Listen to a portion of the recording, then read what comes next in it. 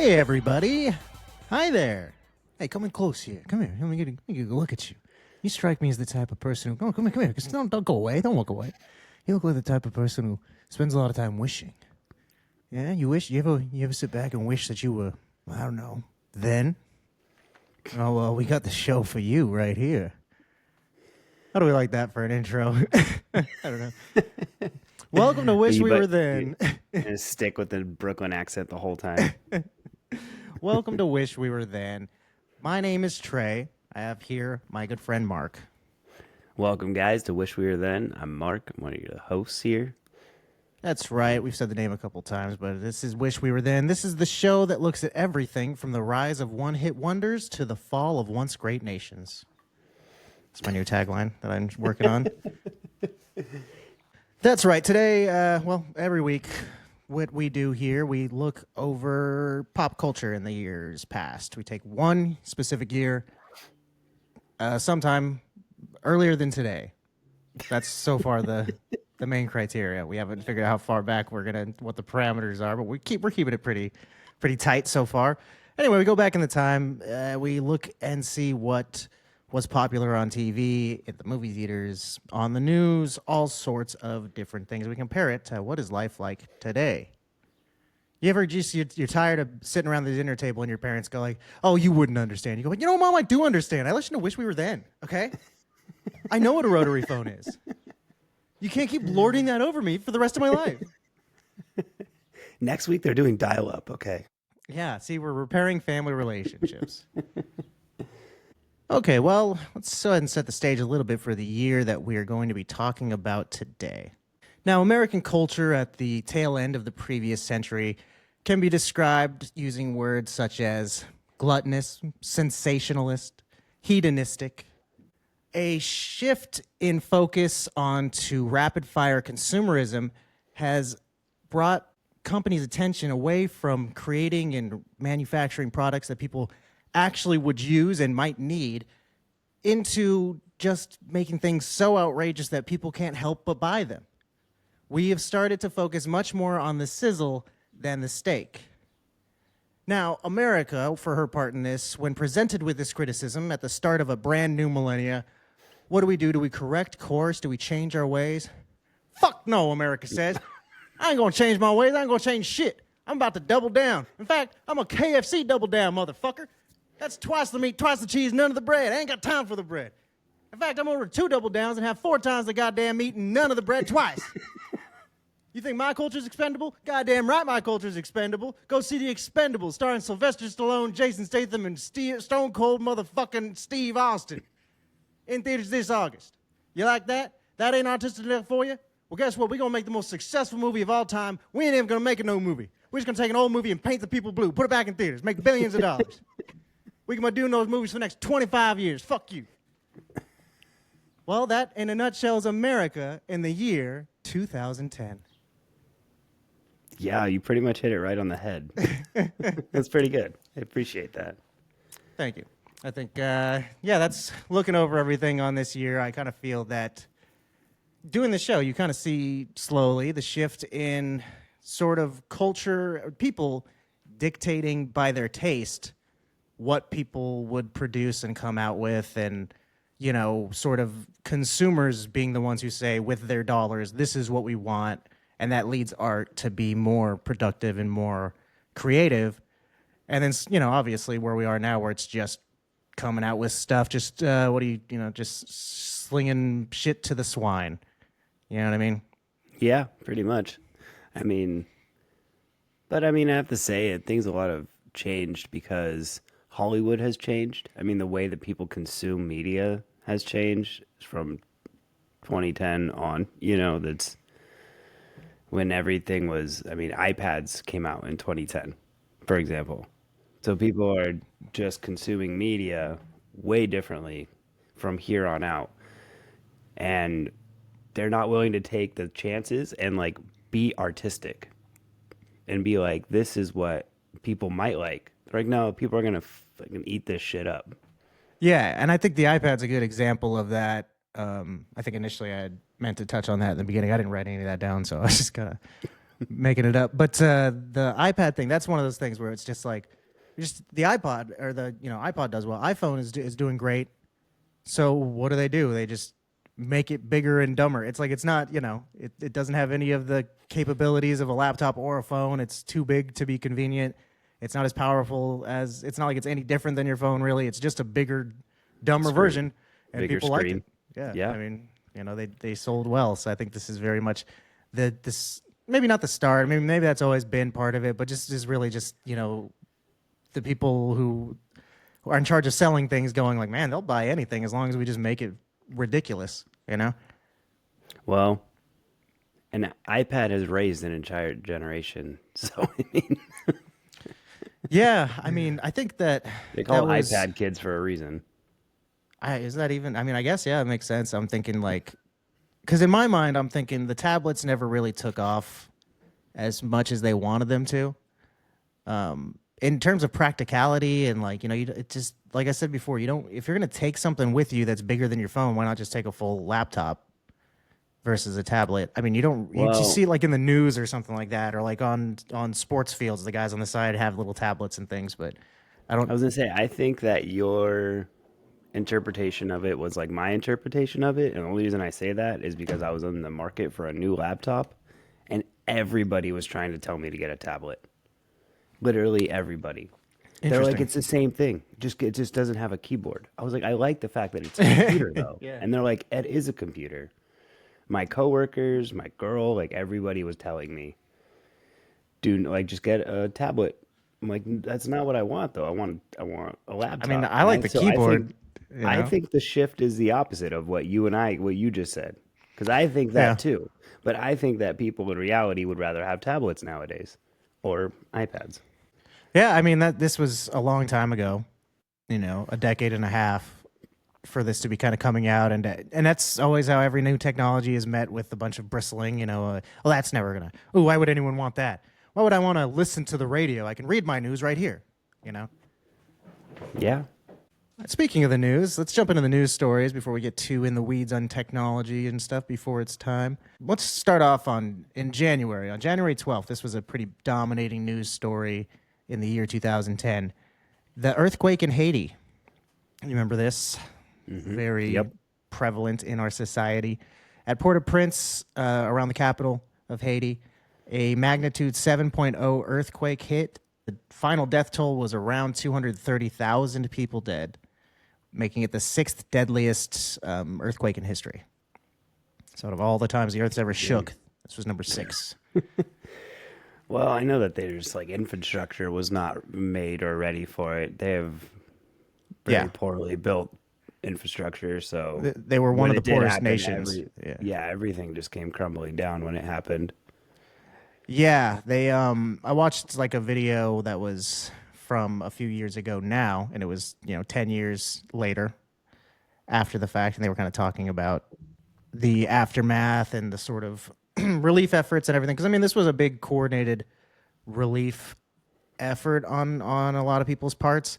It's a big, part of the reason why it was so prevalent in social consciousness and everything at the time was, I mean, for instance, the most watched telethon of all time, Hope for Haiti Now, had $58 million donated to it within 24 hours.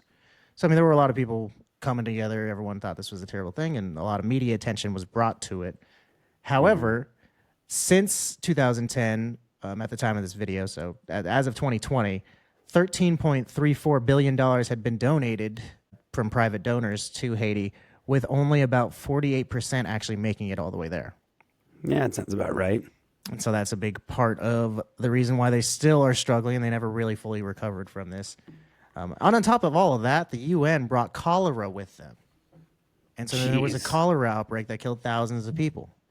So That's they just, crazy. Yeah, they couldn't catch a Couldn't break. catch a break, man. know. Could you imagine? Like, it's not helping at the. Just leave. Yeah. At this point, like, Well, thank you so much. Oh, cholera too. This is great. Thank you guys have done such a good job.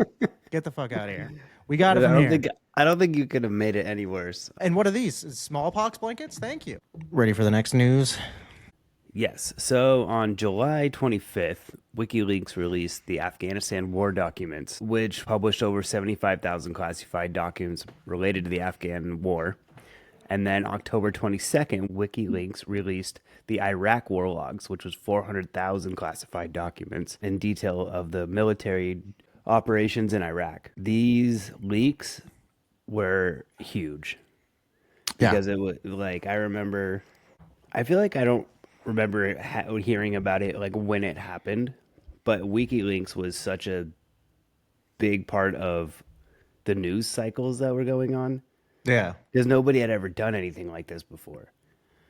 Edward Snowden, I think, was the person who did it, right? And Yeah, it's funny. You know, as soon as you said still that, I hit my head. I remembered. he's still in Russian prison. Damn. I haven't thought about him in a little bit. So this was huge. He would go on later to in other years to leak more stuff, but yeah, this was huge at the time. Yeah, I definitely remember it being something that people were talking about a lot. And something that, I mean, I didn't fully ever look into that much. I was going to say I didn't really like understand what was the thing, but it was like I got the general gist of it, but I didn't ever like look into it to see what were the documents that he or they, I mean, I guess it's all just sort of attributed to him, but what did WikiLeaks?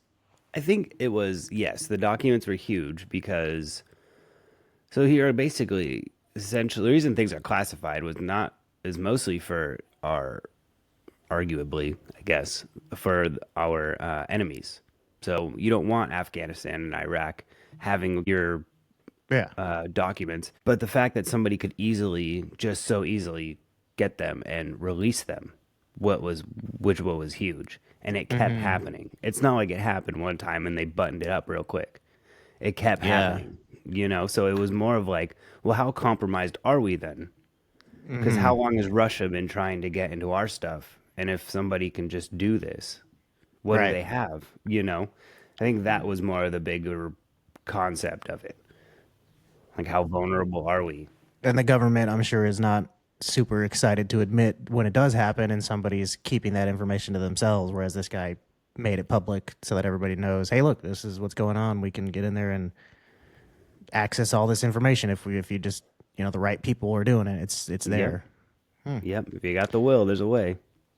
It's pretty jacked up that he's still in prison. I mean, I guess I Yeah. don't know. Like I said, I didn't look into it too much. It kind of just seems like they're mad that he, exposed them for being incompetent a little bit. Yeah, I don't know the whole backstory of him. That didn't happen this year, so I didn't bother. Exactly. I didn't want to look too far into it yet.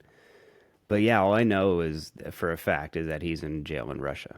Yeah, it was all told, it was like around 775,000 classified government and military documents. So crazy. That's why I wonder too if you're going through and you're doing like one by one, you're like unclassifying each individual document, or if it's just like a folder full of all this stuff. Probably. I mean, or the government's probably not that efficient to Yeah. keep them all in one place.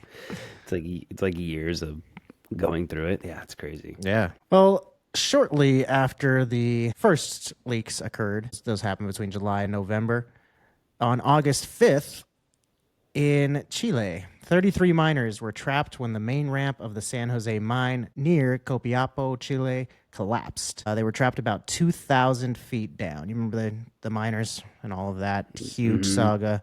Yeah. Yeah, they were rescued starting on October 12th. So from August 5th to October 12th, they were trapped 2,000 feet down. Jeez. That's insane. Yeah, it was pretty. I mean, man, it's crazy. And that was the wild thing about this story and remembering it going on was just like hearing, oh man, a bunch of miners got trapped. Damn, that's crazy. And then like a month would go by and you're like, the miners are still trapped. They're still trying to get those miners out of just down there. That's so crazy. Yeah. Well, it said that all 33 were successfully rescued. How did they Yes. survive down there with the food or like water? I guess they had some shaft that they could like reach them with and lower food. Gotcha. And yeah, when I watched a video of them all coming out and like as they were being greeted by their loved ones and the news cameras and all that kind of stuff. The second guy was really cool. He came out and he gave like the president and then like the people in charge of the company and stuff. He brought them rocks as souvenirs from down in the depths. Hey, that guy thinks ahead. I thought that was That's cool. a good idea. It's He not a came bad out. idea. He was like He's like, hyping I up don't the got many. crowd. I don't got many gifts. Yeah. I don't have many well, things in my possession. You're one of the few human beings that will ever have a rock from that deep in the earth. 69 days underground, man. That's Yeah. crazy. I mean, that's one of the news reporters said when I was watching it, said there's never been a human being that has ever been retrieved alive from a depth such as that. And 33 of them made it. Yeah, they had like a little capsule that they basically put around one guy, and he went down, and he would get somebody, and they bring him up. And then the second guy, when he came out after he did, he gave the rocks out, and then he like hyped up the crowd, and he was like shaking everyone's hands. He was a little rock star. It was cool. That's awesome. He said, "I met God. I met the devil. God won." And well, the best one was one of the men was greeted by his mistress as his wife, and she had found out about each other when he was down there. So his like love life was playing out on the surface while he was down underground. That's like from a movie. That's like That's why they didn't make that into a movie, right? to be honest with you. If the movie about this tale, it's like, why did they have to throw in that stupid love story about the mistress and the wife? That just was unnecessary. It keeps cutting back to them fighting in the house, and you're like, I don't care about this. The James Cameron justifying movie? like, I just want him to come back and I just want him to be alive. And he's like, no, if he comes back, I'll kill him. Yeah, you never loved him. Then he comes out and he's like wondering which one's going to be there, and the crowd parts, and it's his mistress. Oh, and he realizes she was the one he was in love with the whole time. Beautiful. Yeah, I know. What a heartwarming ending to story. such a crazy, crazy story. That's so crazy. That's the last of my big news articles. Do you have anything else from the news cycle before we get on to food? That August 19th, Operation Iraqi Freedom ended. The United States declared the end of combat operations in Iraq. Oh, that was a big thing. So, yeah, that was the start of our departure from the Middle East many moons ago. And it took a while. For now, I guess. Yeah. Yeah. I was going to say, at least in 2010, we were like, oh, finally, we're done with this. So Yeah, there was still Afghanistan, though. I think we were still in until recently. yeah, But never that's for ending. another year. Another year. Sort of in the realm of the news. This was big news in the fast food world. I mentioned it up top, but I did just think it was worth bringing up again. The KFC Double Down was an outrageous piece of fast food nostalgia to realize came out in 2010. It's like, I remember that. And, Yep. Just that's an example of just sensationalism, just purely like no one wants to eat that shit, It's not like it's any Nobody would. better. It's the best way to classify it is like stoner food. Yeah. Because there's nobody else besides somebody who is like stoned in their house. Like, dude, What is doing? it'd be so good right now. I want a chicken sandwich, dude. You're allergic to gluten. That's it. I don't need bread. I just have 2 chickens. All of those fast food places, Jack in the Box too. I don't know what they were coming out with in 2010. I didn't look it up, but I'm sure it was some crazy stuff because the munchie meals and stuff were probably already around. It's literally called the munchie meal. Yeah. Stoners are making these menus at this point. As I've been in the food industry long enough to know there's plenty of stoners making food back there. Yeah. No, and it's like and already fast food has to know. I mean, I remember when we were kids. Around this time, it might have been before this too, but I remember they started to have commercials that were like directed at stoners, like the people in the Jack in the Box and Del Taco specifically. I remember having commercials like the Jack in the Box one. I remember the best was the one where the guy goes up to the drive-thru and he's like, "Can I have 99 tacos for $2?" And then Jack's like a bobblehead on his dash. And he's like, "Dude, that says 2 tacos for 99 cents." And he's like, "Oh yeah, that then," or whatever. And then he's like, "You weren't really going to eat 99 tacos, were you?" He's like, "No." Yeah. Stupid, So but good. It's so good. It's definitely There directly was- marketed at stoners. Yeah, and then there was one that it was like this dude on the couch just like sitting there and he was like, "I'm hungry." It's like, yeah, definitely a stoner. They did have a slew of other. When I looked up like releases from this year, there were a lot of just people being like, instead of bread, it's a pancake or whatever, just slamming two foods together because this one. Actually, looking into it, apparently it didn't really help their like overall sales that much. It got the people talking about it. It was very, they did sell a decent number of these sandwiches, but it kind of seemed like the people who were already going to KFC were like, I guess I'll try the chicken in this other weird way. I don't think that there were that many people going specifically for that. But Didn't it come back out later though? yeah, So yeah, it has. it had to have done somewhat well. Yeah, I don't know. I guess it's sort of. I was gonna say it's almost like a McRib sort of situation where it's like they can just roll it out every once in a while, and even if it doesn't really do any numbers, there are people who are going to be specifically there for that. So, I mean, I know I wait. I never eat at KFC, and I know I had the Double Down, so it had to have been at the time because I was going specifically to try it because I thought it was funny, So Yeah. I had to have moved some people into going. I know worked on me. I think I had it the second time it came around. It's I not don't think good. I had it. It's not. It wasn't good. It didn't look good. It was nothing good about it. Don't go try it if it comes back. Yeah, Sorry, honestly. KFC. Yeah, I mean, it was. I like the name. The name's good. The Double Down. I say, actually, that specific fast food sandwich is maybe the one that I reference the most in my personal life, though, and I didn't even think of that like until now. Anytime two things happen simultaneously, I always just go, "Hey, KFC Double Down." Like if I'm walking both of my dogs and they both go poop at the same time, one starts to go poop and I'll look at him and be like, all right, the dog's going poop. And then the other one walks up and starts to go, oh, KFC Double Down. So I do use this phrase quite a bit. All right, that's it. That's it for fast food. So along with the iPad coming out, hand in hand came Instagram, the Instagram, one and only Instagram. So that was huge in itself because that was the next biggest social media after Facebook at the time. Yeah. Because Facebook was definitely dominating the market. It was the only one. MySpace had been totally shut out by Facebook at that point. And Instagram came around and it was a lot more, I think it was a lot more mainstream, which what I liked about it. I had Instagram, I think later on, not right away. But that's what I liked about it more. And it was more directed to like internet things that were happening versus like your friends, things that were happening with your family and your aunts and your uncles and people from school. It was more like, this is what's going on in the world. Yeah, that's definitely true. That was kind of like I guess at the time I thought it was cool.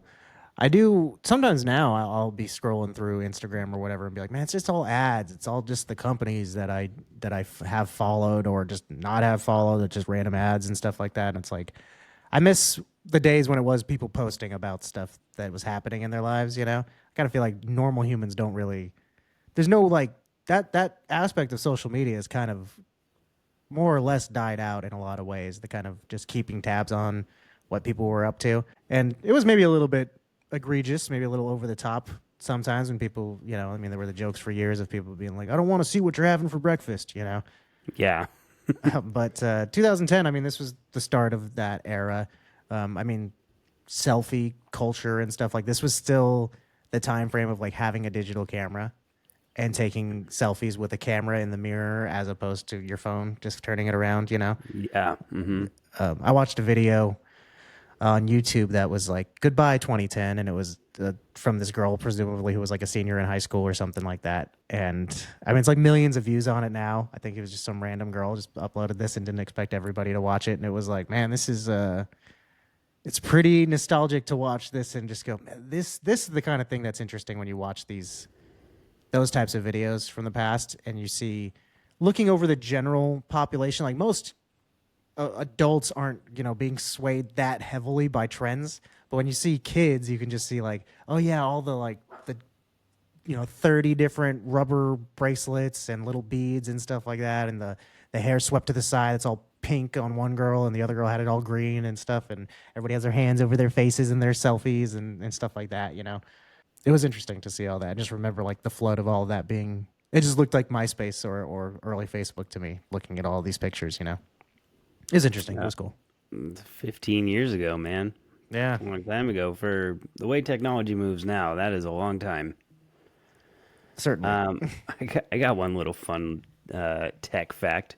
Mhm. The U.S. Air Force in 2010 made the fastest computer in the U.S. Defense Department with 1,760 PlayStation 3s. They connected all together to make like a supercomputer.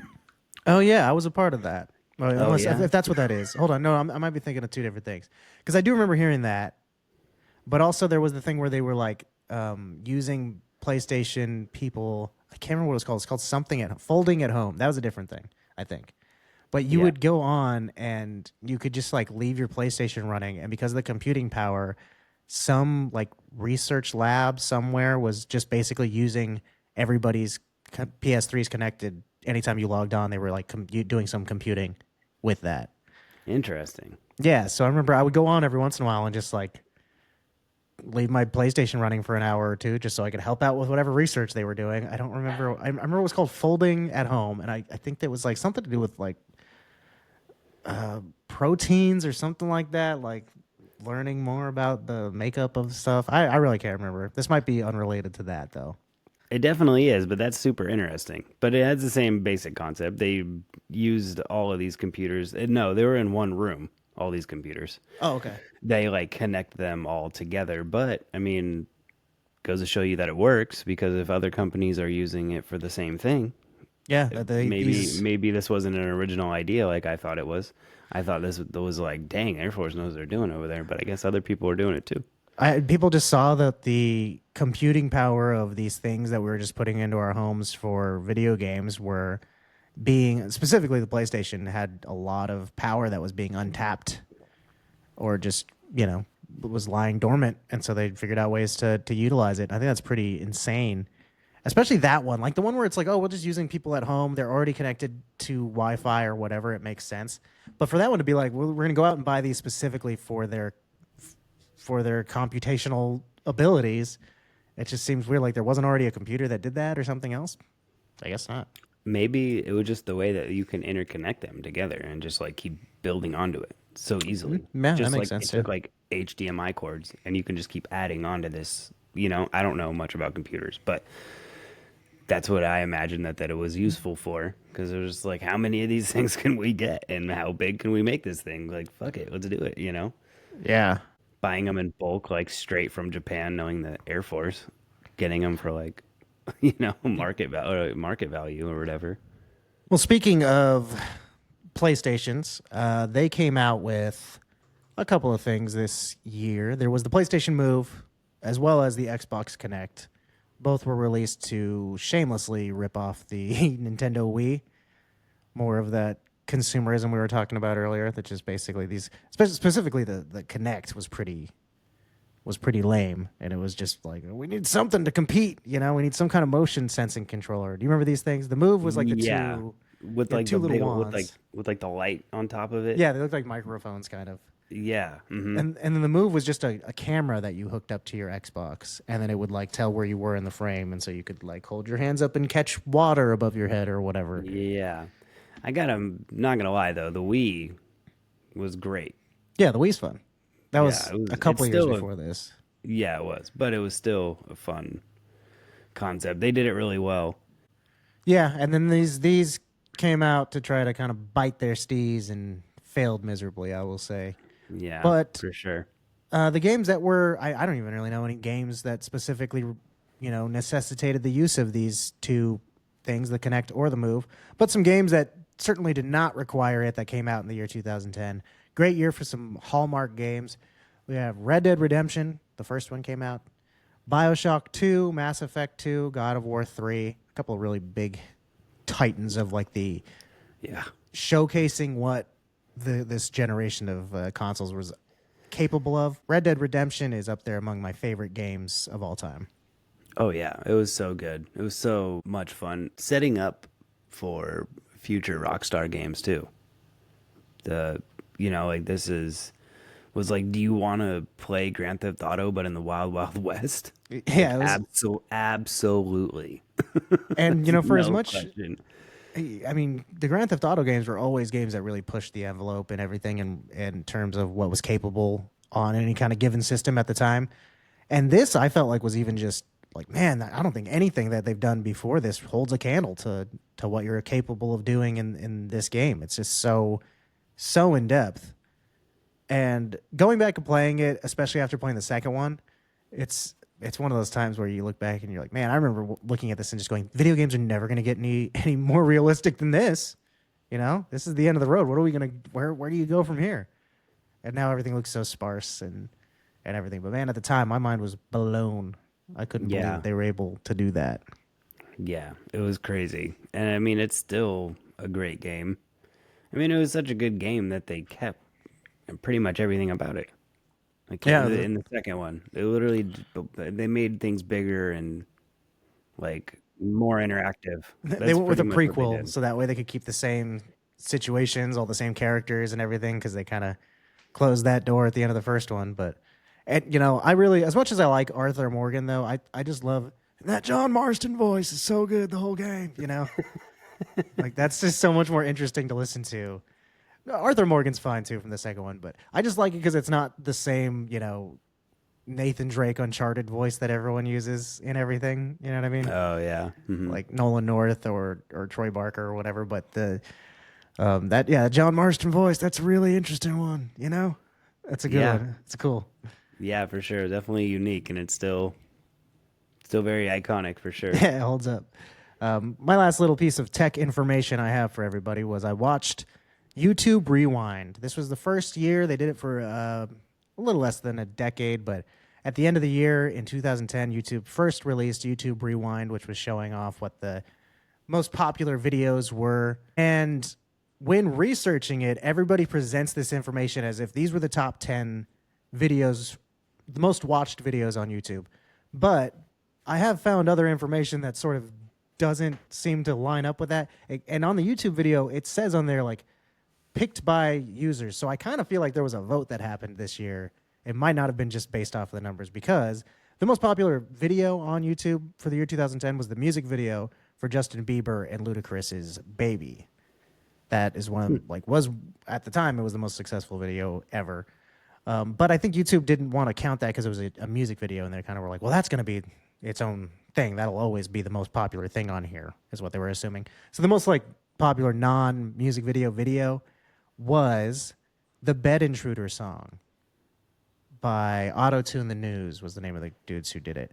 It was a remix of the video of a news report of young Antoine Dodson describing an intruder who broke into his sister's bedroom that he chased away, and a little warning he had for the intruder. Do you remember this video? Yeah, I do, now that you describe it.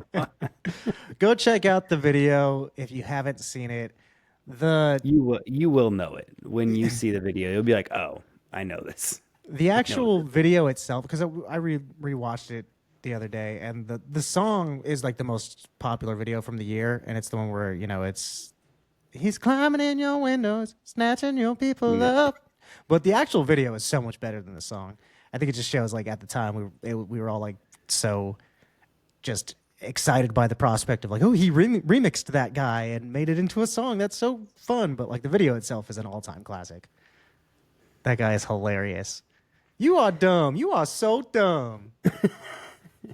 It's very good. I actually played that song, like the song version of it, on acoustic guitar at my college talent show when I was a freshman. Awesome. It was pretty. People liked it a lot.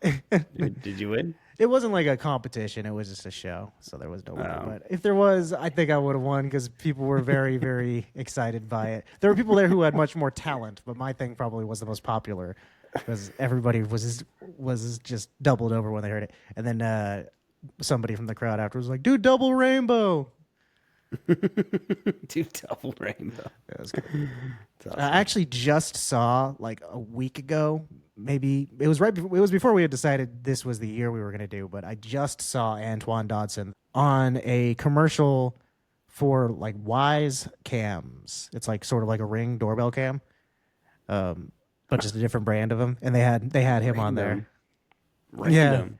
Yeah, it was pretty cool that just happened to be right before I was researching this. What the heck? What do you did he, like, go on to do other things after the, like, no, he was like, I'm popular now, like? No, he was saying that he's just a normal working man now, and he's got a family, and he he needs to keep his family safe, and so he can't be worried about people climbing in his window, snatching his people up. Yeah, it was a long video too. It was like 5 minutes long. It was weird. It was just sort of following him around his life a little bit, but he didn't really have much to say. But I just thought, good for him. The marketing for that company is awesome. Yeah, it's very funny to be like, and the fact that it was such a long video and stuff too, I kind of think they probably showed up like a little bit thinking, oh, we're gonna kind of poke fun at this guy a little bit here. It's the guy from this video. I'm sure he knows that was kind of being made a fool of a little bit online. He seems like a silly person or whatever, and then you get there and he seems like a genuine and very, very nice guy, and they're like, well, we can't just make fun of him now. So they had to sit there and like film a little mini documentary for 5 minutes about his life and stuff, and just like as if they're following him for real. Like, oh, we're actually trying to catch up with you. Then tell us more about how you doing. Yeah, I live in the same house and I don't have anything new going on. All right, well, is that window still a tricky one to lock, or did you ever get up there and fix it? That's all I got for technology. I got some sports stuff. Okay. Probably the most exciting thing is Spain won the FIFA World Cup against the Netherlands 1-0, and the finals were held in South Africa. It only happens every 4 years, so it's definitely like I said, the most exciting. Well, but there was a big highlight regarding that World Cup as well. This was the most exciting sports news. This is the only thing I had written down for the year, was the Vuvuzela. That was a huge, very important piece of culture at the time. The giant plastic horns that people were using to blow and make noise during the World Cup. And it was like this huge nuisance that everybody was upset about. Like the director of FIFA said, I'm not going to ban them specifically, but then individual cities started banning them. They were banned from like the upcoming Paris, I think it was Paris Olympics. They were very much a nuisance, and then started to just bleed their way into normal everyday life. And you'd be going to like Disneyland or whatever, and somebody would have brought a Vuvuzela with them, and or people just using them at high school games and stuff like that. They're loud and annoying. I didn't read that. You said in this year, South Africa won? This was the year that it was. Do you remember those things and how I do remember those things. Prevalent they were. I did not read them. Yeah, I guess I remember seeing them everywhere, but I didn't know that they were like an issue like that, I guess. Even at the time. It was all over the place. I remember being like, people brought them to church and stuff like that. Like they were just everywhere. What the heck? Yeah, I don't remember them being as prevalent as you're describing them. No, I guess maybe they were a nuisance. Yeah. But this is something that we usually don't do. I'm just going to kind of rattle off all of the champions for this year. The World Series, the San Francisco Giants. The Super Bowl, it was the New Orleans Saints, which was pretty big for them since they had just gone through Katrina. Yeah. Good for them. Man, that's pretty cool. That's like a story of coming together after a huge disaster. For sure. I think there was a lot of controversy of like, they gave it to him. They gave him the win, I mean, which if they did, I mean, if you're going to abuse your power, it's not the worst way to abuse it. Yeah, that's true. Like, all right, come on, dude. They deserve it. Are you complaining? Right? Oh, don't be a dick about it. The NBA champions were the Los Angeles Lakers, and Stanley Cup champions were the Chicago Blackhawks. It's cool. Kind of hearing the Lakers, you're like, oh, that wasn't an exciting year. Blackhawks, you're like, oh, fine. Those are teams that I don't really know hockey. Normally do well. I think. Yeah, they're not like exciting teams to hear. You're not like, ooh, what? Well, I'm a Dodger fan, so I don't want to see the Giants win either. And they won a bunch in this time, too. They won like every other year for a while. Yeah, I kind of feel that a lot in different areas when you are looking into this era. It's sort of a lot of repeat stuff going on. I think more of that consumerism, but the money behind the teams and the musical artists, the whatever, any kind of thing that there is that's like doing well. Or even fucking KFC Double Down. We're just gonna repeat that. Try to replicate that. Trey's real upset about it. Apparently. Why is it good? Why is it gone? That's what I'm upset about. I want to have another one. You got any other sports, or you want to move on to television? No, let's go on to television. All right. You flip over from the sports game. You're pissed off about the Giants. You just see another KFC Double Down commercial. You're so mad. You change the channel. You're gonna watch the most popular TV show in the country. Well, what's that gonna be? Once again, just like every year, American Idol. Number one. American Idol. Yeah, I didn't realize it was that popular still at 2010. That it was just kind of soundly it was popular. That was it. People still liked American Idol. That was a little bit of a bummer, but there were some interesting debuts that happened in the year 2010. For the first time, you might have turned on your TV and seen one of these programs, such as The Increasingly Poor Decisions of Todd Margaret, Blue Mountain State, Louie, Boardwalk Empire, The Walking Dead, Pretty Little Liars, I Shouldn't Be Alive, 1 vs. 100, Ancient Aliens, MasterChef, My Strange Addiction, Sister Wives, Swamp People, and Undercover Boss.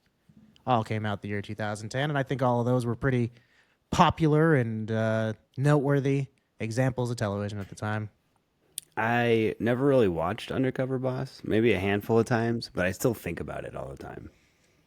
Like, Does it worry you? no, like, what would it be like if the bosses had to do this? You know what I mean? Like, I think about that. Some like, Oh, what yeah, if, you know what I mean? Like, how would they feel if they were here doing the grunt work? Just Probably something not like it. that crosses my mind. You know, when then I think about that show. Yeah, That's funny. I watched a handful of episodes of that show. It was pretty interesting. Walking Dead, I mean, that's crazy. That show just won't die. It was,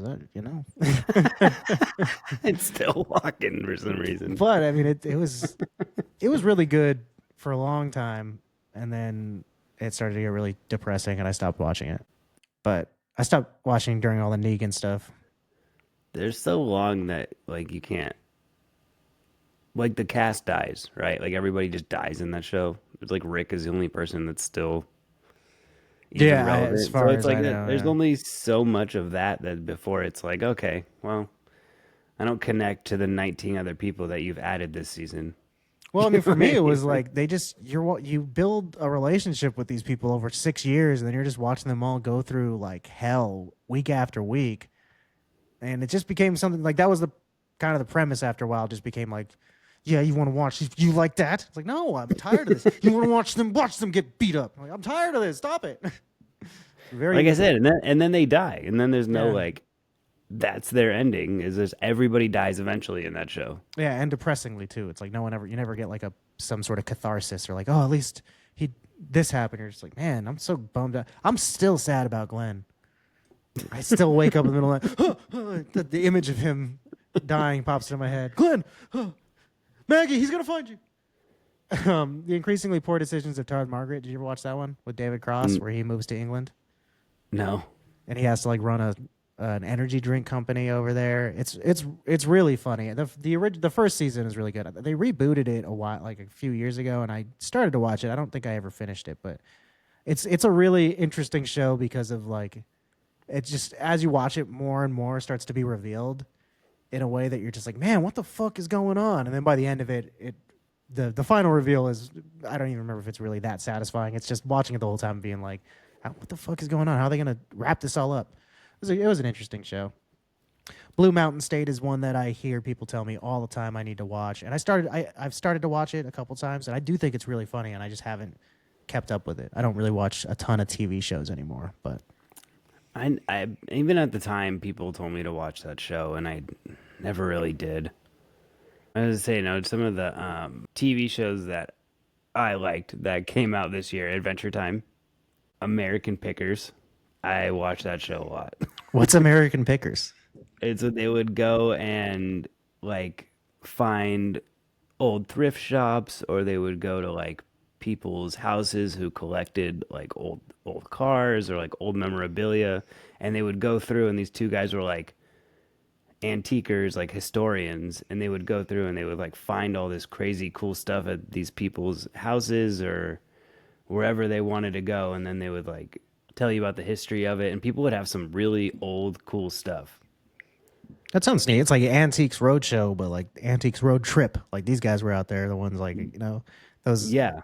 those lazy old fucks sitting in their auditorium waiting for you to bring your stuff to them. I'm going to go to your house and tell you what that's worth.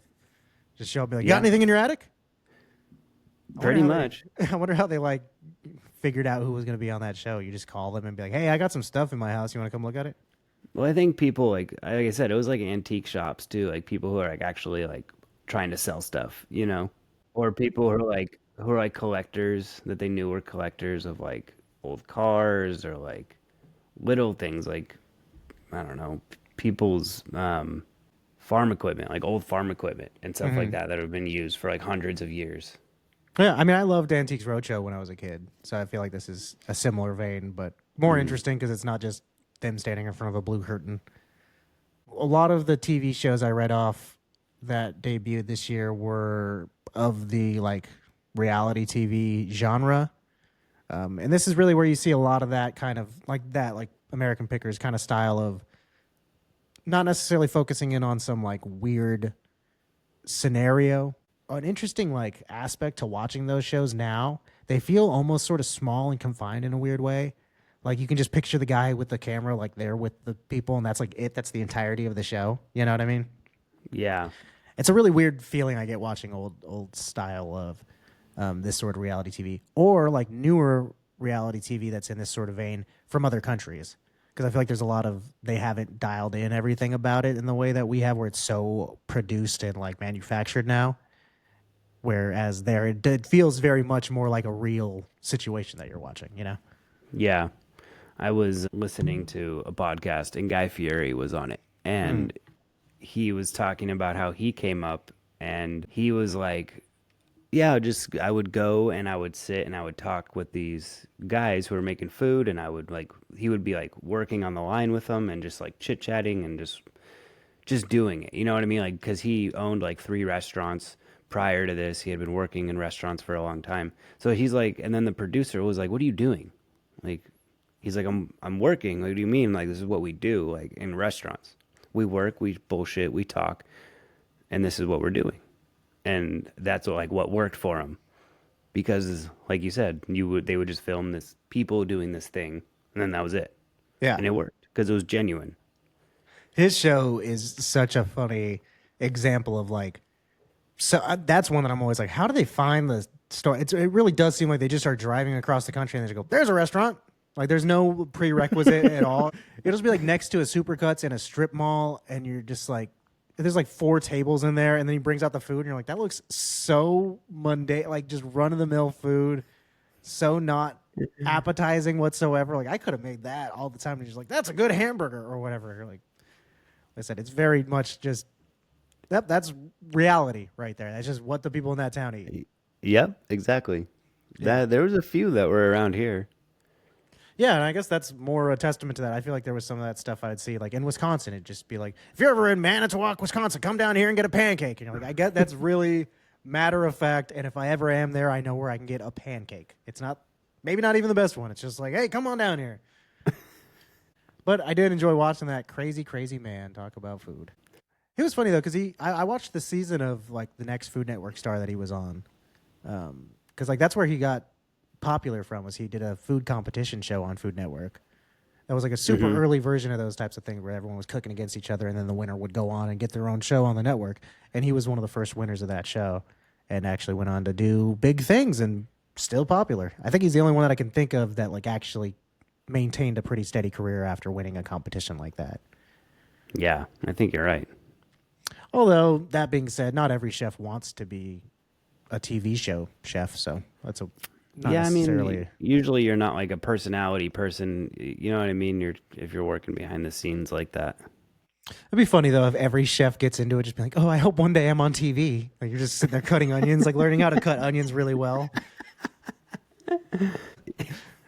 Nobody goes into it expecting that. I need to have a gimmick, otherwise I'll never be the next celebrity chef. Oh, Gordon, I pray to you. I'm going to be the next Mario Batali. Holy shit, I forgot about that guy. Is that the guy that was like, pow, pow, pow, pow? No, that was Emeril Lagasse. Oh. Yeah, Mario Batali was the guy he was the big redheaded guy who wore Crocs all the time. I think he got into some sort of like, he either had a Me Too issue, he had some sort of unsavory business that kind of shifted him away from the limelight. But okay. The phenomenon of celebrity chefs is no longer as important as it once was, I feel like. I kind of, Yeah, I mean, I feel like the wave crested with Gordon Ramsay, and then after, like that was as popular and famous as any chef is ever going to get, and then it just crashed, and now yeah, for now sure. really it's like there's not even because before that there was like Wolfgang Puck was somebody nobody really it wasn't like he was a personality everyone knew, but everyone knew who he was, you know, Yeah. Hmm. and then then the '90s happened, and you got a bunch of popular Emeril Lagasse's, your Bobby Flay's, your Jada De Laurentiis's. Bobby Flay was that guy's name. He was like a little version of Mario Batali. He's still kind of popular. Rachel Ray. Yeah, yeah. See, all those people came out, and then Ramsey kind of boosted the popularity of more than anybody had achieved. And then after that, I kind of feel like now you don't have any. I can't tell you the last new celebrity chef that came out. No, I don't know. The first one was though. There's a chick on the BBC or the PBS. Oh, well, tall. not Paula Dean. No, the tall English lady. God. Oh, Julia Child. Yes. I was going to say the first one was Chef Boyardee. That's what I thought you were going to say. He was a real guy. Look him up. Yeah. No. Yeah. If we He's got an ever interesting do, story. if we ever do 1943, we'll probably do it. Two other TV shows I wanted to mention that came out. I know you liked them too. Is Check It Out with Dr. Steve Brule. Oh yeah. And then Children's Hospital. Oh yeah, Children's Hospital was really good. I love Children's Hospital. That one I remember finding out about. I had maybe seen an episode or two, but I kind of feel like I had really just seen the trailers for it. I remember thinking it looked really stupid. And then one day, my brother and I were here when we visited my grandma in Texas, and we were sleeping in like the extra bedroom, and she had a TV on, and it just like we knew it got Adult Swim, so we weren't going to change the channel because it was like an old TV, and we're like, okay, it's working here. And there was a Children's Hospital marathon, and he and I stayed up all night long just watching episode after episode because they're so quick, you know. And Yeah. we fell in love with the show. We saw like a whole season just in one night, stayed up super late, and then the next day we're like, we're huge fans of this TV show now. So that's funny that it just popped into my head. I remember that. And then actually, I never watched Check It Out. I loved Tim and Eric, and then when I saw that show came out, I was like, oh, cool. They're doing because like that's a segment on Tim and Eric. Steve Brule comes on and does things, and he has Check It Out sometimes, or For Your Health. And when that show came out, I was like, oh, that's cool. And I just never got around to watching it. And then I met some kids in school at college who were saying like For Your Health and stuff like that. I said, oh, you guys like Tim and Eric? And they're like, oh, I don't know what that is. I said, oh, it's like Steve Brule. That's what that's from. And they said, oh, we love Steve Brule. I said, you know who Steve Brule is, but you don't know who Tim and Eric is? That's so weird. Apparently that show had a whole separate following from the original Tim and Eric. To be honest, it was probably more popular. I could be wrong about that, but I'm Maybe. pretty sure it was more popular. I think it might have been like more mainstream, like had more viewership, where Tim and Eric was sort of like a cult classic and had a very rabid fan base, you know? Yeah. Yep. for Very sure. vocal. It's a ridiculous character. If you haven't seen it, check it out. John C. Reilly, Oscar nominated actor, doing some very, very strange things. He's a very, very funny man though. It's hilarious. I love it so much. So moving on away from television, we are shifting our attention into the music world. We're going to take a look at the top 5 tracks on the Billboard charts, let you know what the entire country was listening to in the year 2010, and then we'll dabble into some other stuff that came out and some of the other top 100, some other album releases, things of that nature. But first, Mark, you want to tell them about number 5? Number 5 is OMG by Usher featuring will.i.am. This is one of Usher's biggest hits. Is on his 6th album, Raymond vs. Raymond. This one came out March 22nd of 2010 and spent 3 weeks at number 1. Written and produced by will.i.am, which was a little bit of a shock, I guess. It's like I didn't really know how much stuff he did outside of the Black Eyed Peas. Definitely feels like it could have been a Black Eyed Peas song. This song helped Usher become the 5th artist ever to achieve a number 1 in 3 consecutive decades. He had hits in the 90s, the 2000s, and the 2010s. The other artists being Stevie Wonder, Michael Jackson, Madonna, and Janet Jackson.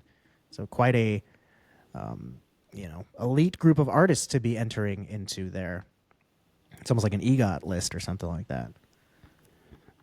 The oh part of the song, that came from a chant that was recorded at a Black Eyed Peas concert. Don't know what they That's were pretty chanting. cool. Yeah, I thought that was cool that it was an actual crowd from an actual concert of will.i.am's, but there was no information about like what part of what show they were chanting "Oh" from. So, kind of interesting though. I wonder. I guess you can't give too much information out because then it suddenly becomes a sample of a Black Eyed Peas song. You know, Well, not that. Not if it's not them doing it. If it's just their crowd work or but their if crowd, it's yeah, I guess I don't know. But if it's something that they produce, like if you can't they're not sample, producing. But they're not producing the sound of their crowd. but you couldn't sample like the Cheap Trick, "I Want You to Want Me," I part from like when the crowd's calling back without crediting Cheap Trick, probably. Maybe since it's Will I Am, I don't know that there's some. Yeah, I'm sure that was the thing that made it a workaround because it might have been some issues. You know, I wonder like if you were to sample, like if I was to sample for a hip hop beat, I used part of Johnny Cash singing "Hurt." Would I also have to pay Trent Reznor, and would I have to pay Johnny Cash, or would I not pay Johnny Cash because it's not his song, and only pay Trent Reznor, or would I not pay Trent Reznor because he's not actually singing this part? You know. I don't know because you're allowed to do like your own renditions of songs Yeah, but don't you have to like? without like. I don't even know how that part works. I guess I need to figure out the bass before I start wondering about all these crazy hypotheticals. Well, because like what does Johnny Cash have to pay Trent? He does. You know, he gets royalties for that. Right? Yeah, yeah. I'm sure that he gets royalties from Johnny Cash's royalties. So then it would stand to reason that the crowd from this Black Eyed Peas song deserves royalties for every time that OMG is played by Usher. It just stands to reason. This song was heavily criticized for its use of auto-tune as well as the inclusion of and production of will.i.am. Just people were upset that he was included in the song. Like so Black Eyed Peas were very hated by critics at this time. The amount of reviews Even that though I he read, wrote the song. yeah, the amount of reviews that were like, why did they have to bring will.i.am into this? Ah, damn, Usher. We thought we liked you. People were pretty unhappy that he even just was, you know, associating with the guy. There was a controversy section on Wikipedia. This was so stupid, but it just felt like it was it. I wouldn't, if I had just discovered this blog post, I wouldn't even have brought it up. But it was enough of a thing that Wikipedia felt it was necessary to include it on the song, on the page for the song. Under controversy, it says that WYOY DJs, that's a station tag, WYOY DJs compared a part of the verse sung by Usher to a song from Homer Simpson in the episode Dude, Where's My Ranch from season 3. The part that goes, Shorty got a booty like pow, pow, pow. Shorty got some boobies like wow, wow, wow. They compared to in the Simpsons episode, Homer sings, Christmas in December, wow, wow, wow. Give me tons of presents, now, now, now. I mean, does he have to pay Homer Simpson's the rights for the? So I guess a big portion of the songwriting came from the crowd at a Black Eyed Peas song and Homer Simpson. Listening to it, it's like it's a super simple melody. It didn't. I thought it was a dumb thing to even bring up. It seemed like a joke, probably from the DJs, that they recognized that. But it's funny that it made its way onto Wikipedia. Apparently, in today's day and age, random. Any accusation holds water. So. Well, on the thing about Wikipedia is anybody can go on there. It was probably the radio DJs from them. Yeah.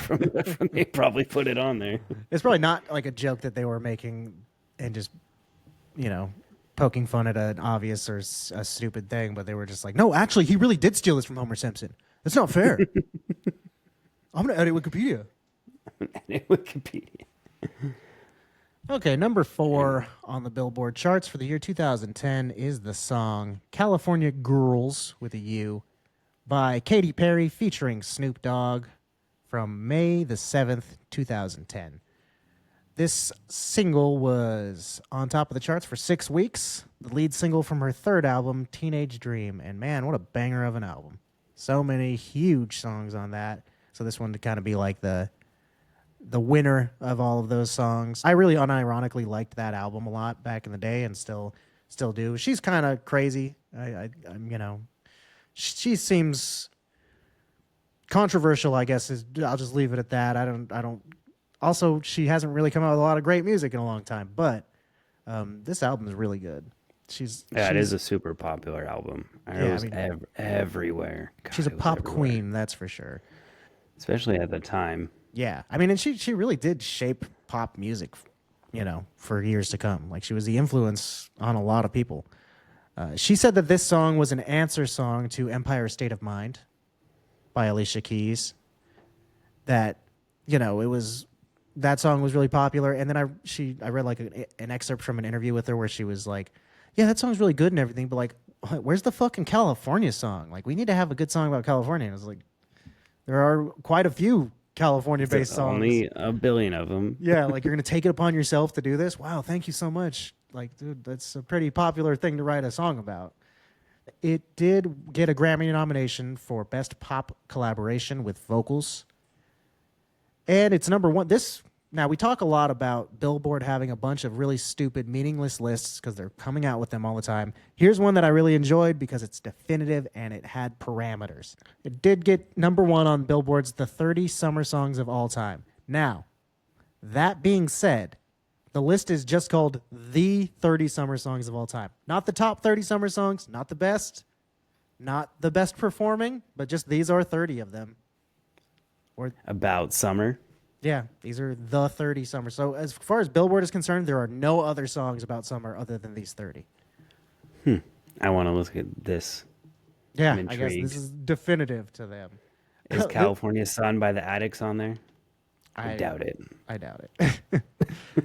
This was a very, very interesting piece of trivia about this song to me, was that Perry looked up West Coast hip-hop artists on Wikipedia to choose her collaboration partner. So she just went on and looked up West Coast hip-hop artists and then found Snoop Dogg.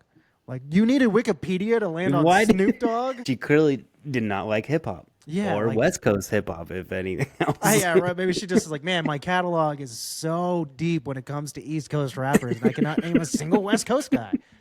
Tupac, damn it. No, that's not going to work. Okay, I got to go Wikipedia. She's just like rifling through just hundreds of names in her head. And she's like, all these guys, no, that guy's from Pittsburgh. No, that's not, he's from the dirty South. That's not going to work. Damn, what am I going to do? She just gets, Snoop Dogg. Okay, yeah. Maybe I'll check out his music. Duh, does he sing about California at all? Like I just assumed it was pre-packaged to be them two. You know what I mean? Like they're just like, yeah. We need, or like she had the song all written up, and then the record company just came in and said, we're gonna put Snoop Dogg on the song, and she said, okay, that's fine. We're old friends, you know. Like to be like, who am I ever gonna get to feature on here? I better look it up. Right? The dorkiest way possible. I can't get this guy. He's a doctor. He's way too good. This another interesting thing here was initially going to be spelled properly Girls. I don't know why I really emphasized the R instead of the I. Girls. But it was changed to a U in honor of Alex Chilton of the band Big Star. They have a song called September Girls. And I really like that song, and I really like Big Star a lot. They're a really cool band from like the 70s.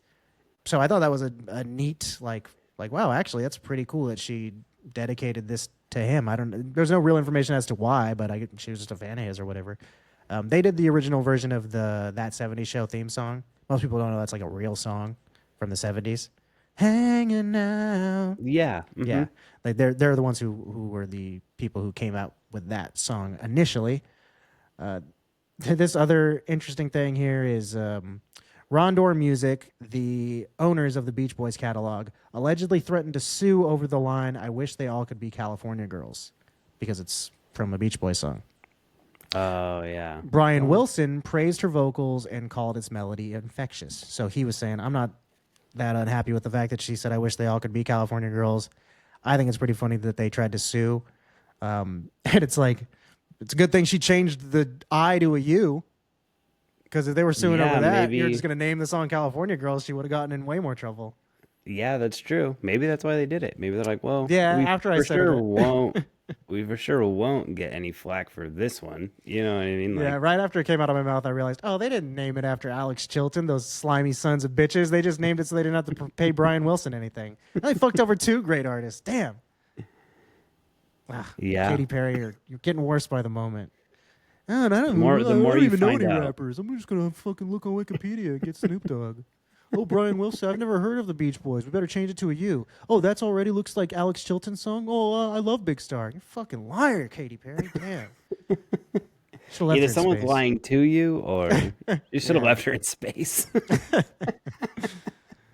All right, let's get on to number 3. I'm mad now. I'm done All with right. 4. Number 3 is "Hey Soul Sister" by Train. That'll cheer me up. Yeah, The worst song on the list. the song reached number 3 on the Billboard Hot 100 chart, and it's Train's highest charting song to date. It was the top-selling songs on iTunes Store in 2010, and it was on the album "Save Me San Francisco" in 2009. Hated this song. Yeah, it wasn't probably the worst one on here. Yeah, I mean, I don't know. I guess it's now that I'm reading it, the list again. There's It's so much debatable, wrong sure. with this song, though, and just like that. There are other songs that are like maybe I like less, possibly, but this one is just such a bad offender when it comes to specific things. The corniness of it, like the fact that it led so many dudes with acoustic guitars in college dorm rooms to be playing this song, you know. It's so. I mean, I watched an SNL sketch that was pretty recent. It came out from I think 2024, and it was like about a white guy who it's a young couple in the 50s. It's a white guy and a black girl, and they come home to tell their parents. And the black parents initially are like kind of like, oh, maybe we should give this a shot. And the white parents are like super against it. And he's like, let me just show you this song I wrote to tell you how much I love her. And he sings her this song, and it's like, you're so gangster, I'm so thug, you know, and like, hey, soul I remember that sister. skit. Yeah. And then Keenan's the dad, and he's like, all right, never mind, I'm retracting my blessing. But the white parents are all like super into it, like, keep singing that soul sister. And it's like, that's so perfectly what this song is. It's just the dorkiest shit in the world. From Mother Jones magazine, this is the part and a little snippet of the review I wanted to read you. I don't normally just read directly from a review, a quote, but this one I thought was worth it. Just a little sentence here says, it makes the California Raisins look like the second coming of Sly and the Family Stone. Yes, that's great. So That's it was- amazing. They were very much criticizing the lack of soul in the song Soul Sister. They loved it. And it's a very weird thing too, because it did only top off at number 3. It never hit number 1. It's the third highest selling song from the year without ever hitting number 1. It came out August 11th of 2009. It hit number 3 April 10th of 2010. So in a full 42 weeks after its release, it was still number 16. So this song just kept being played over and over and over again. Never hit fully number 1, was never the most popular song, but was for basically an entire year, was prevalent, was up near the top. Number 16, almost a full year, 42 weeks after release, it still is number 16. So That's crazy. Hey, well, consistency. That's what Yeah. matters. That'll get you far in life. a slow burn, man. They could do Yeah. steady. Holy crap. They just kept steadily rolling on, much like a train. So I guess they were aptly God damn named. it. All right, move on to the next one after. Now you're mad. These are this is an angry list. Number 2 is "Need You Now" by Lady A. That's how we're referring to them today. When the song These came days. out on the CD cover, you would have seen Lady Antebellum back in August of 2009. Came out on August 11th. This one, like the last one, never actually hit number 1. This one reached all the way up to number 2. It did spend 5 weeks on top of the country charts. By April 17th, though, this song had become the 9th most downloaded song of all time. So Jeez. you really start to see, and did in a lot of the research, you're kind of starting to see the billboards trying to figure out how do we juxtapose the numbers that we've had for the past 50 years with online sales, and like where does that come into play? So some of the stuff was like maybe it had more sales. Who knows how well they were tracking it at this point? Were they only pulling data from iTunes or wherever? And people were illegal downloading was way more popular then than it is now, and was more popular then than ever before. So there's a lot of that kind of them trying to figure out how to tell where songs were, and the people who were downloading songs and listening to them that way was a different crowd than the people who were listening to the radio. So I mean, it was kind of just this was a big pivotal year in how things shifted. nowadays I don't even really know how much weight the Billboard charts carry, as opposed to just looking at Spotify or something, you know. So just food for thought, I guess, on all of that. Well, I have to say this song was everywhere. Yeah, I it remember definitely was. hearing it. I remember hearing it everywhere. Probably more than any other song on this list. I don't know why, but I feel like it was more popular than all of those. I think this is one it's got a fair amount of popularity for people, and especially with that downloading crowd and stuff like that. Like the radio hits that you're hearing are just something you're listening to while driving from one place to the other, or listening to in a bar or in a club or whatever. So the high energy songs that are on there, that those make sense. But this is one that everybody's sister was playing in her room or whatever.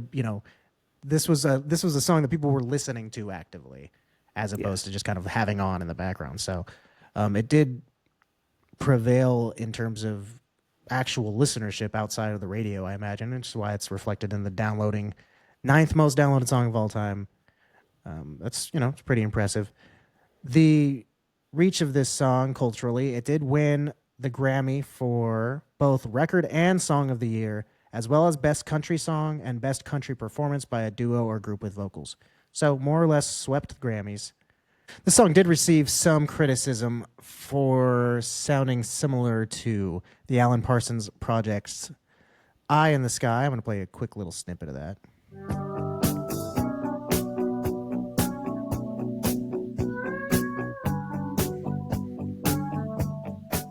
So I would say that the beat definitely sounded like it. I can see that.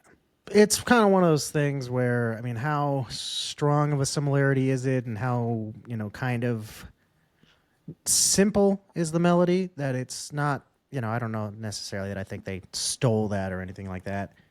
And I couldn't really find much in way of them having to recoup anything. So I don't know that there was really ever litigation brought up, but it was something that I think critics more than anyone else was kind of saying, like, hey, this reminds me of Alan Parsons Project, which actually just made me want to go listen to Alan Parsons Project. That's kind of a blind spot for me, so I'm like, I'm going to start checking out that artist. So I thought that was cool. One other fun tidbit of information I have on this song is that it was recorded in Simlish, which is the official language of the video game characters The Sims. You familiar with the game system? Yeah, what? For the Sims 3 expansion pack, Ambitions, they recorded this song. I don't know if it played on the radio or something in the game, but they released a music video in conjunction with the release of this expansion pack. That is so cool. That starred two little Sims that were building a time machine. And then the man gets sucked into the time machine and he gets lost. And the woman is distraught and he keeps trying to come back to her and he can't. And then so she and the band, for some reason, is there as Sims. They come in and they're helping her rebuild the time machine, and they go into like Egypt times, and they go into like caveman times, and they go into the future, and they can't find the guy. And then she keeps trying over and over and over again, and then she keeps going back to bed. And then finally one night when she's in bed, the time machine opens up and the man walks out. And he walks up and he sees her sleeping and he touches her on her shoulder, and then she gets up and she turns around, and when he sees her, now she's an old woman. She spent her entire life trying to get him back.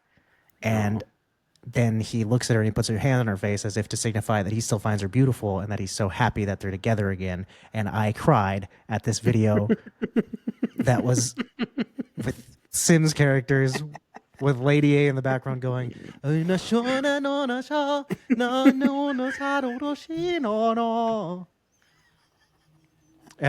I was like, God damn it, I'm crying. What the fuck? Beautiful video. I gotta watch that video. Everyone go check out the Simlish version of Need You Now by Lady Antebellum from the release of the expansion pack for Sims 3. It's a deep cut right there. That's my favorite version of the song. Oh, man. You ever see those videos of like people walking down the street with headphones on, and like the people in the video, they're like at the mall or something, they're like, what are you listening to? And there's just a compilation of different people answering, and you're like, oh wow, that guy's listening to Ice Cube, that's funny, I wouldn't have thought that, or whatever. It's like I would love to be stopped by one of those people, and no matter what I'm listening to, now I have a preloaded answer. I'm going to be like, the 2010 Simlish recording of Lady Antebellum's Need You Now from the release of the expansion pack Ambitions. Oh my gosh, that'd be so funny. Okay, number one. Is TikTok by Kesha, co-written by her and her producers, Dr. Luke and Benny Blanco. It was released on August 7th, 2009 from her album Animal. It went 12 times platinum, topping the charts in many other countries, including Australia, Germany, France, Canada, Norway, Switzerland. It was best-selling worldwide at 12.8 million copies that year. I mean, It killed it. really impressive numbers on your debut single from your debut album. Yeah. I mean, she must have been quite the happy little camper, I'm sure, seeing all this. As well as Benny Why? Blanco and Dr. Luke, who also helped co-write California Girls. Just throwing that out there. They had quite a good year for themselves. Breaking it in, dude, for sure. Speaking of those download lists earlier, this one is currently, I believe, unless it was just at the time, the 24th most downloaded song ever, with Billboard ranking it the 68th biggest Billboard Hot 100 hit of all time. So, I mean, that is one time that I kind of believe that number. Like, out of all songs ever, this one has sold the 68th most copies. I could kind of believe that. It's recent enough. It was big enough that I remember it being that I could believe that. Usually I'm like, really? You're telling me that, like, some random Paul McCartney song that was number 5 of the year somehow is like the 50th best-selling song of all time, you know? But this one I can believe it. In 2005, Dr. Luke was looking for an unknown. He'd been, working with people who were well established and was interested in kind of bringing in a new wave of a pop star.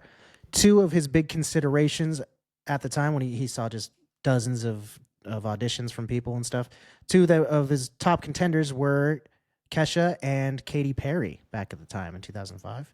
Her demo had 2 songs. One was an original country song and the other was trip hop. And the line that stuck out to Dr. Luke that kind of nabbed her this spot was she ran out of lyrics, I guess, towards the end of the song and started freestyling. And that's apparently what won him over for her. Was she said, I'm a white bitch from the Ville, Nashville bitch. That's like what the quote is. I don't know what rhythm it was. Classic. What a good freestyle that was. I'm a white Classic bitch from the Kesha. Ville, Nashville bitch. He liked it. And he signed her. He did not do anything with her until 2008's Right Round from Flo Rida. She is featured on that song. Okay. So that really, catapulted her stardom up quite a bit. She wrote this song herself.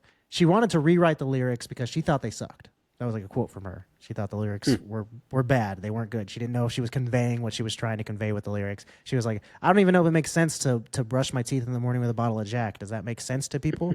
And like, her producer was like, it's fine. It's great. Everybody loves this. And then everybody then later was like, what the fuck is she talking about? Like, that's not good. That sounds terrible, actually.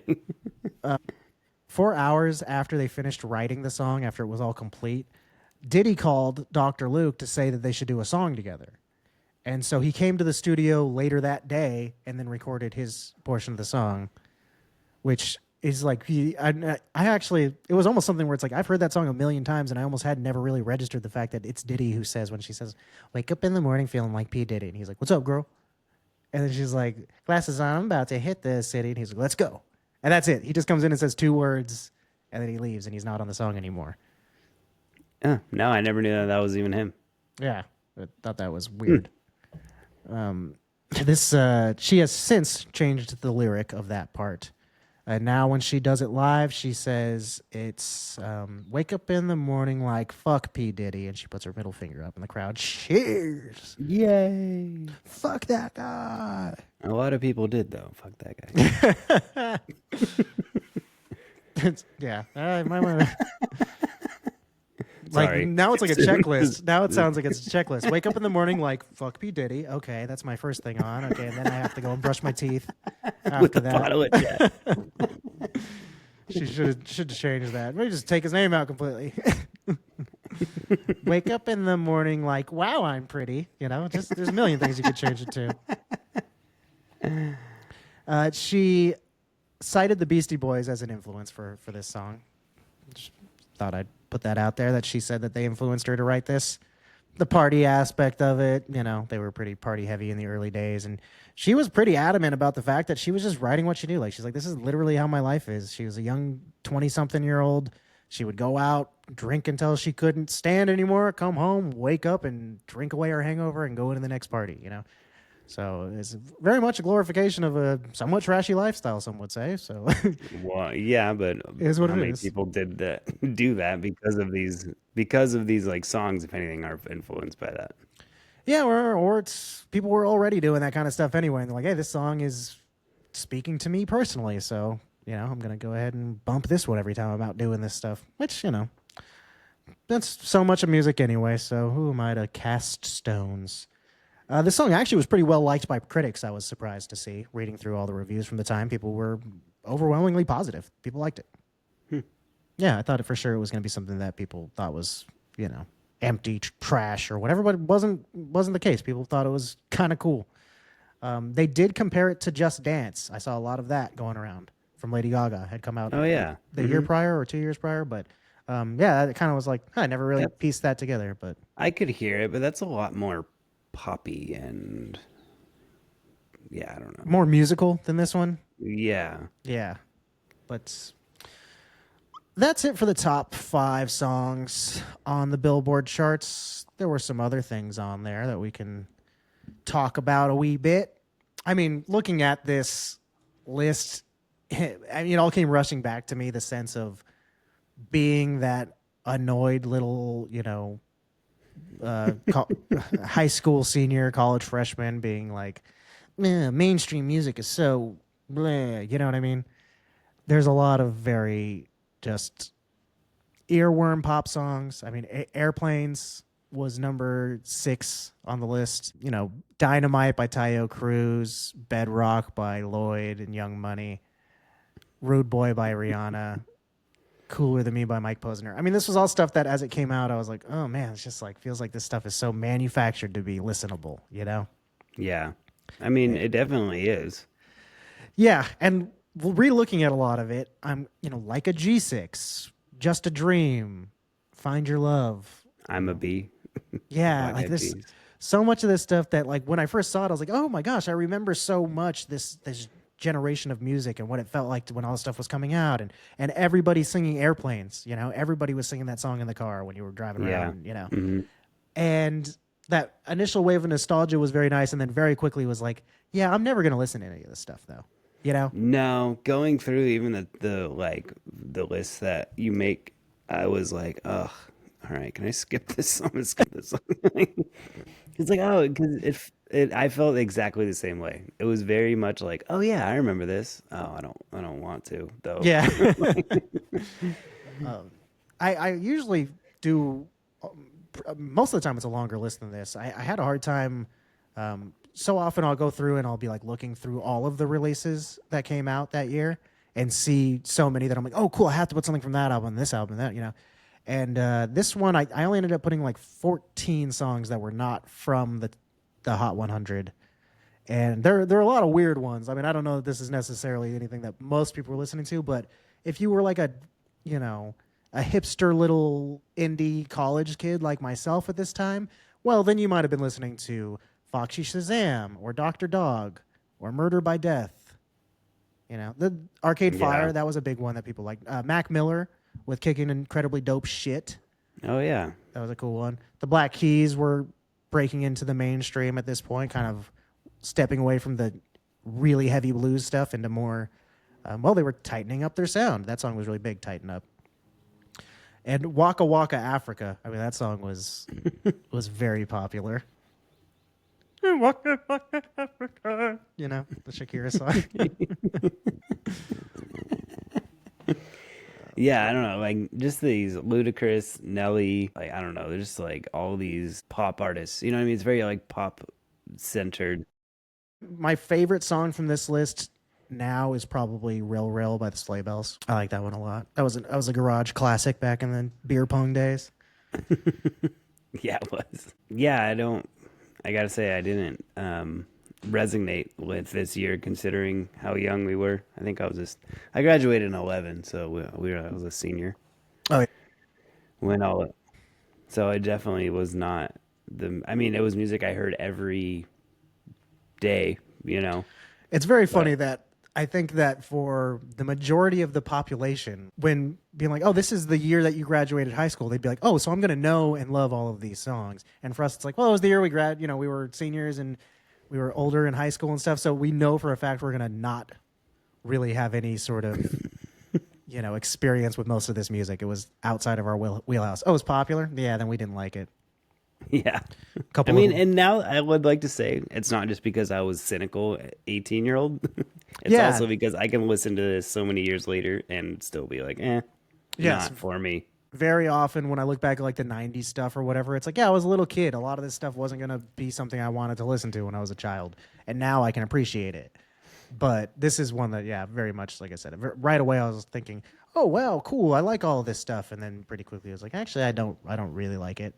I think the one I've probably come around the hardest on, the biggest turnaround for me, because it might have been the one that drove me the craziest from this list, and now is one of my favorites off of it, is Teach Me How to Dougie.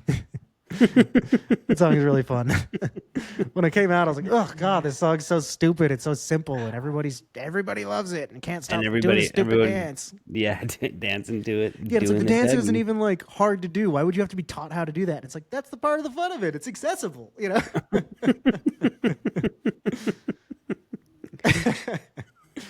Dance songs are fun. We don't have enough of those anymore, you know. Yeah, agreed. So I think a tale of cynicism, a little bit on our ends. If you think we were way off base, let us know.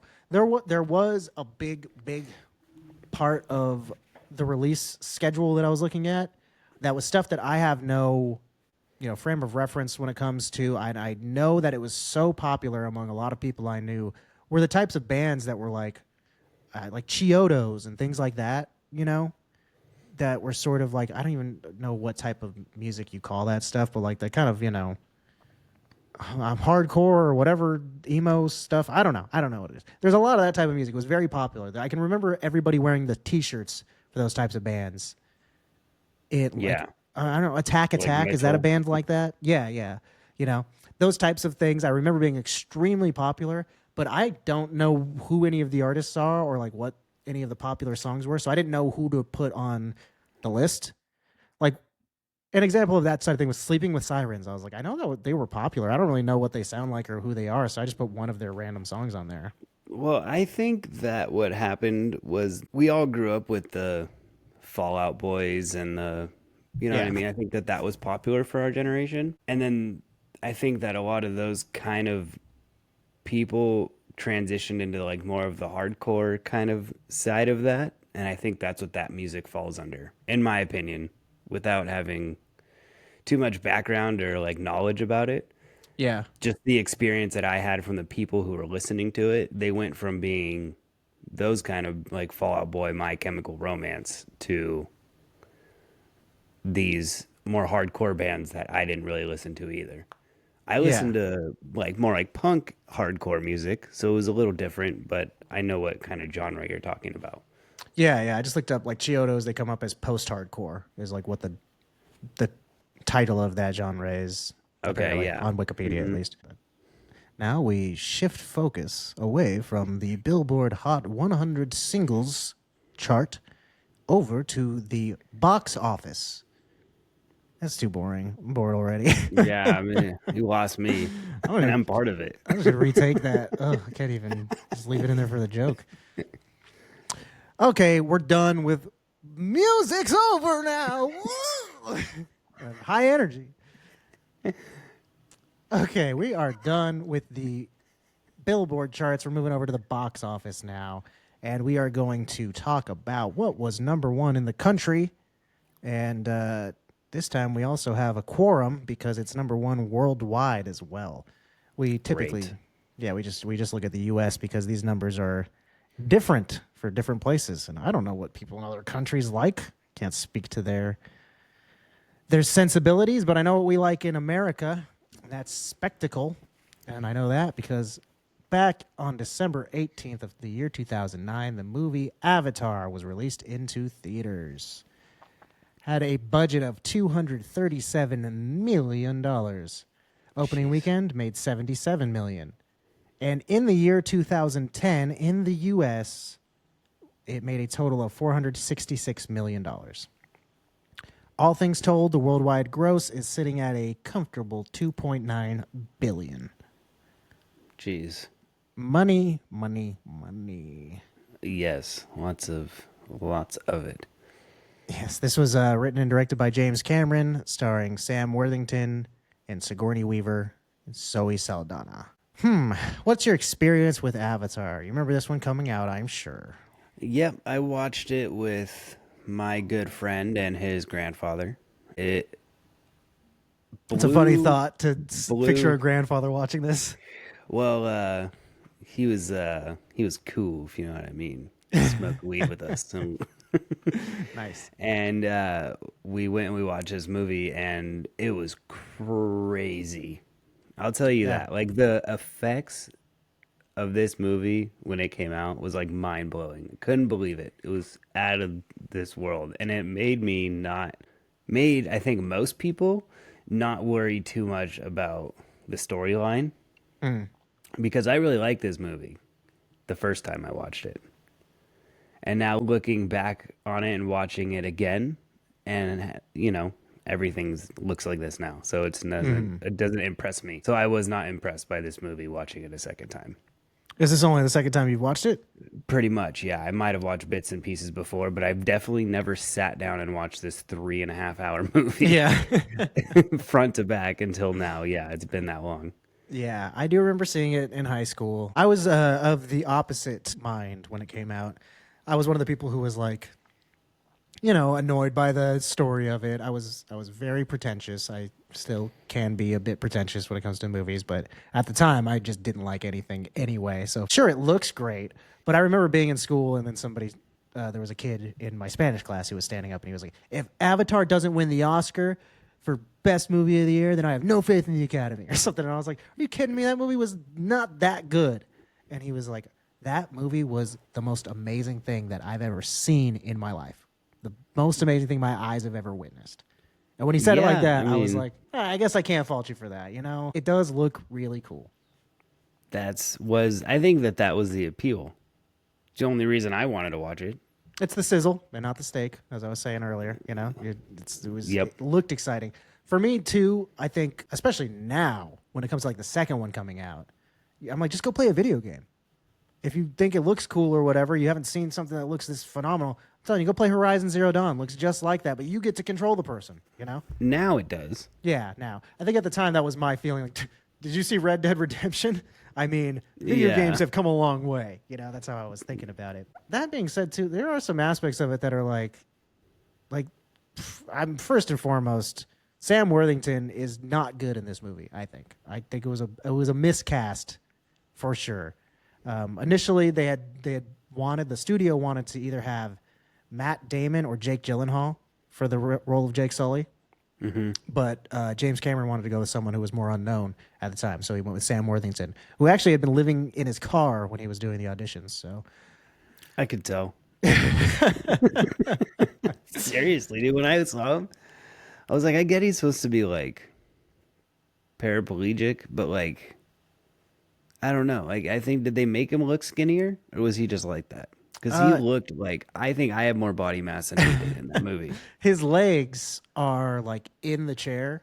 His arms, though, his body himself, like his face and his neck. No, I don't know about that. I know that they just digitally removed his legs and there were like a model of like an actual paraplegic's legs were. I think they might have actually been in frame too, and they just digitally removed his actual legs from underneath. But it didn't mention anything about the rest of his body. I just think like off the bat, his first thing coming on me like, my name's Jake Sully from America. His accent is just like so all over the place.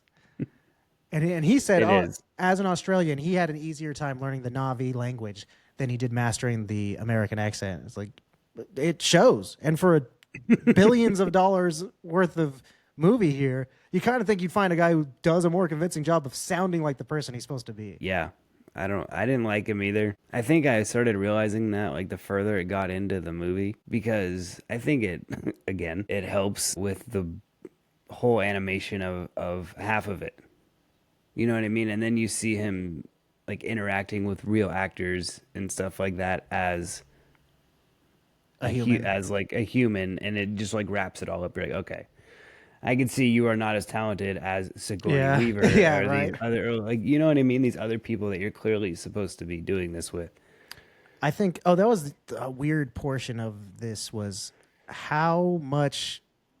I think that the main two Navi characters that you spend the movie looking at, the Jake Sully and then the Neytiri characters, don't really look like the human actors that they're supposed to be. Not that they're supposed to be, but that who are playing them. It doesn't really look like Sam Worthington very much, the main guy. Yeah. And the Zoe Saldana really doesn't look like hers either, which is fine. And I don't need it to look exactly like them. But then when you see Sigourney Weaver and the dude from Grandma's Boy, they look exactly the same in Avatar form Yep. as they do in human form. So it's that immediately just makes it distracting. So the whole movie I'm looking at it like trying to see Sam Worthington and maybe going, maybe it's just his face just doesn't, it just falls away when it goes into the Avatar thing, or did they, because they didn't want you focusing on the fact that it's this guy, they chose someone who you didn't recognize their face, so they didn't have to model it directly after him. But Sigourney Weaver, you're going to be like, well, that's Sigourney Weaver. I know what she looks like, you know? Yeah. I found that very 100%. distracting. The whole movie, every time he was on screen, I was going, maybe it's just the eyes. Maybe his eyes are too small, and maybe Zoe Saldana's got small eyes too, and that's what it is. I don't know. But I had a hard time with that. That really was very distracting the whole time. Yeah. No, I understand that too. Yeah. I didn't know that West study, I didn't realize that was him. That her dad going through the IMDb, I saw him on there and I was like, oh, what the heck? I didn't realize that he was even in this movie, but now that I see it. Like the chief of the Navi. Yeah. Mm-hmm. Oh my God. I didn't realize that was him. Okay, so I mean, more to speak again about movies that might have been an influence on this one. The chief of the Na'vi was played by Wes Studi, who was an actor who portrayed Native American chiefs in quite a few projects. He was in Last of the Mohicans, as well as Dances with Wolves, and then Mystery Men. He plays the Sphinx in Mystery Men, if you remember that weirdo movie. That's cool. I didn't realize that was him. I guess he's kind of one that doesn't really look like the character either. I kind of think that the people who there weren't a one-to-one, like we're never going to see them on screen, then it's fine if it doesn't look like them. Which maybe that's part of the thing with Jake Sully is like, oh, he looks more like an Avatar than he does, or more like a Na'vi than he does like an Avatar, you know? Oh, that makes sense. Yeah, Maybe. maybe. Yeah. That could be, and if it is, oh, that's not bad. I feel like I'm giving James Cameron more credit. Like I just sat here, came up with that in a couple minutes. I don't know that he did that beforehand. I did want to point out, this was interesting, that most of the animal noises in the film are recycled dinosaur noises from Jurassic Park. You know what? I thought that. Really? You like because I picked up on it and I was like, maybe they did. It's, but they sounded, yes, they sounded identical. specifically the Velociraptors and the T-Rexes were some noises that were, and one specifically I remember when a big animal walks by, and I was like, oh man, that sounds exactly like the dinosaurs. And so then I did look up furthermore, and if we're tracing the royalties back and we're trying to figure out who to pay for this situation, much like OMG and Usher, those animal noises in Jurassic Park were performed by the T-Rex was a lion, an alligator, and a baby elephant, kind of all mixed together.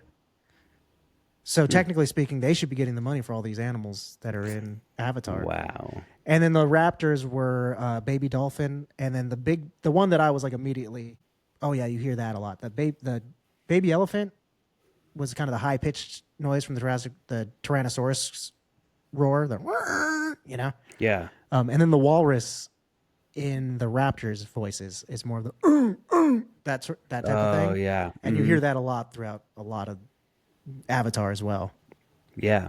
But yeah, I thought that was super interesting, and that's just part of that movie making thing where, I mean, they recycle props a lot from one movie to the other, and like specifically when you watch older movies, they used to just have like sound effects libraries that they would go through, and so every gunshot in every movie was the same, and or like the Wilhelm scream of the guy, falling off of the wah thing, like it was used over and over again, because they just had sound effects. It took a long time for people to be like, we need to make our own stuff so our movie sounds different than other ones. But yeah, pretty crazy that for a movie that was so groundbreaking in so many different ways that they didn't like come up with some new sounds. I think that's pretty weird. But it works, and it's not super noticeable, I guess.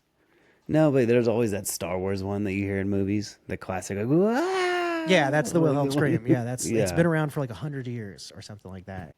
I saw on IMDb that he came up with the idea for the movie and the script and everything after watching Disney's Pocahontas.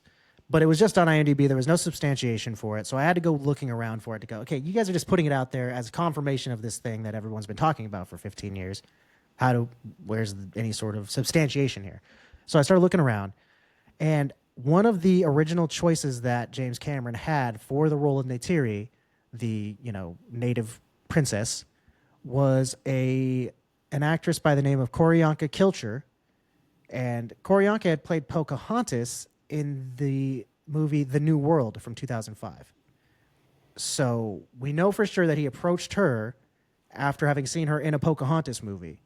And the way we know for sure is that she has a sketch that he made for her that shows Neytiri, the Na'vi character, based on her likeness.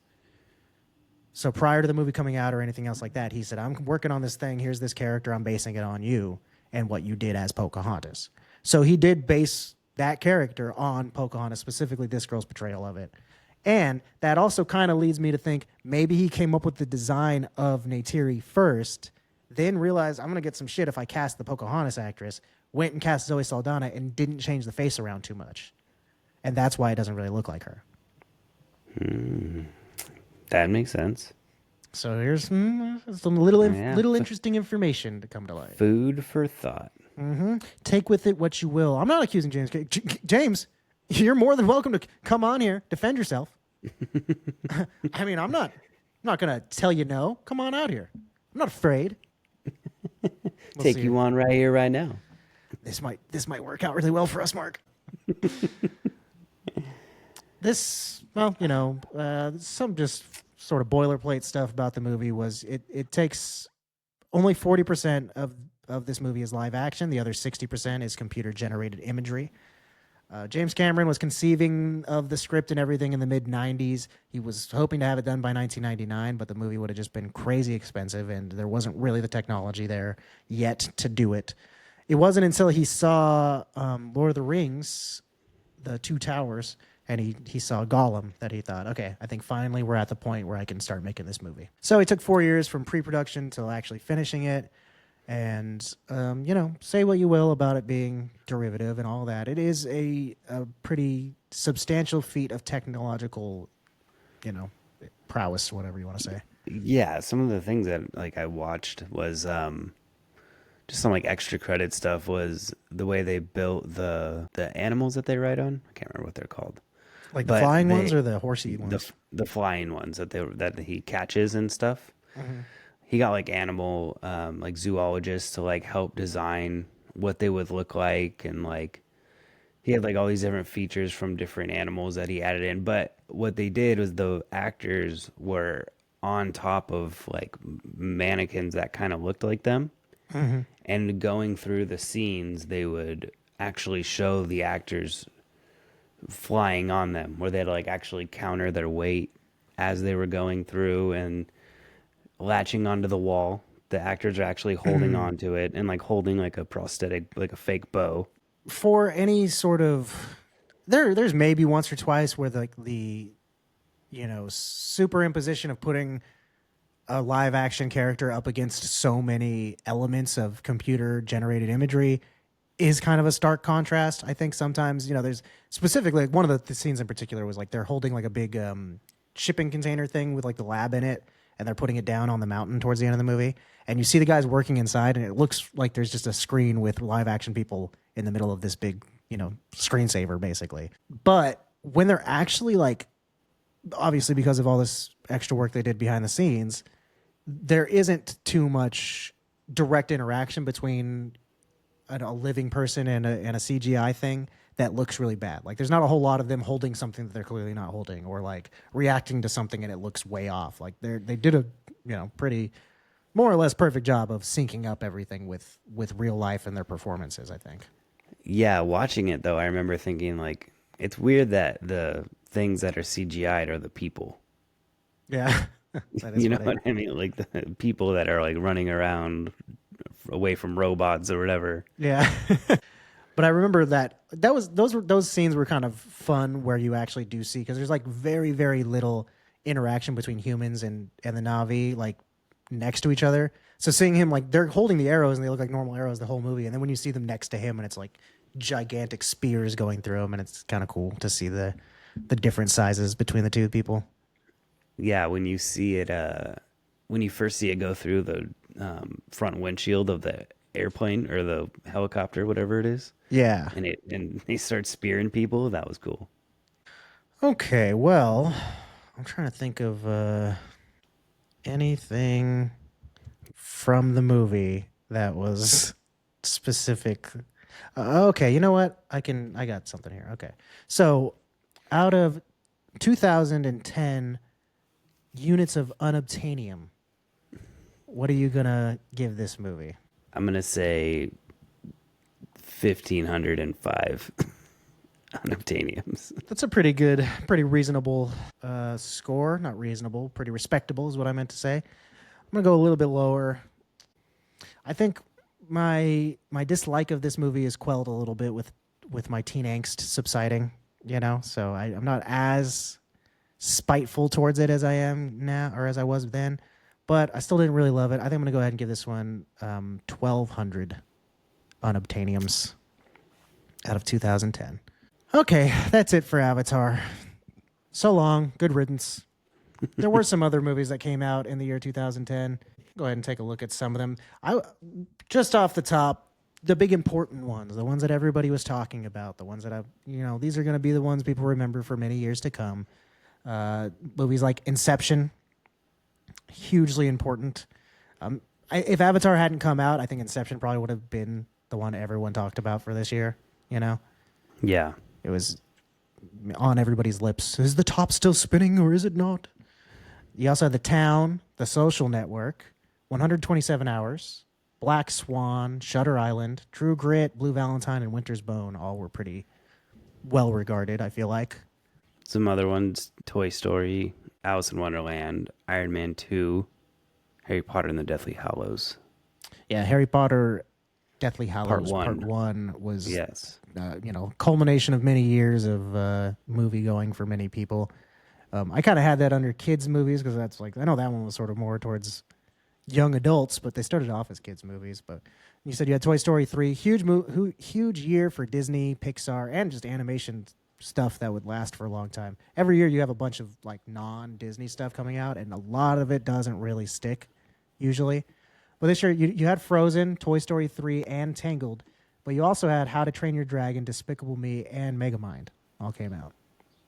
So Shrek Forever After. yeah, Don't pretty forget. decent. Yeah, I didn't write that one down. Pretty decent year for animation fans.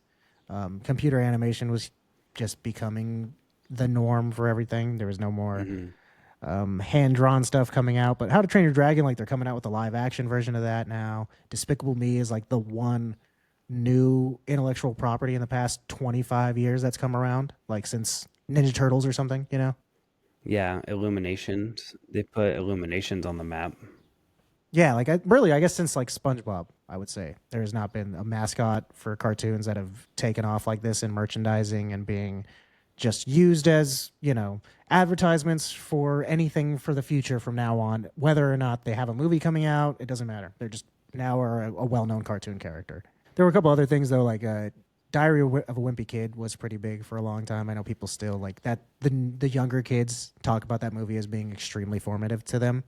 Well, I remember the books being, because we read the books. We were old enough. My brother, that. my brother was into the books. I didn't ever see them, but Yeah. so he was of the age that watched the movies, I think. But I still all the time will see stuff on Reddit and Instagram or whatever that's just like somebody talking about them recasting Roderick. And I'm like, you guys are still talking about that? I didn't even know that that was that much of a concern. This was this was the tail end of the good times for comedy movies. Yep.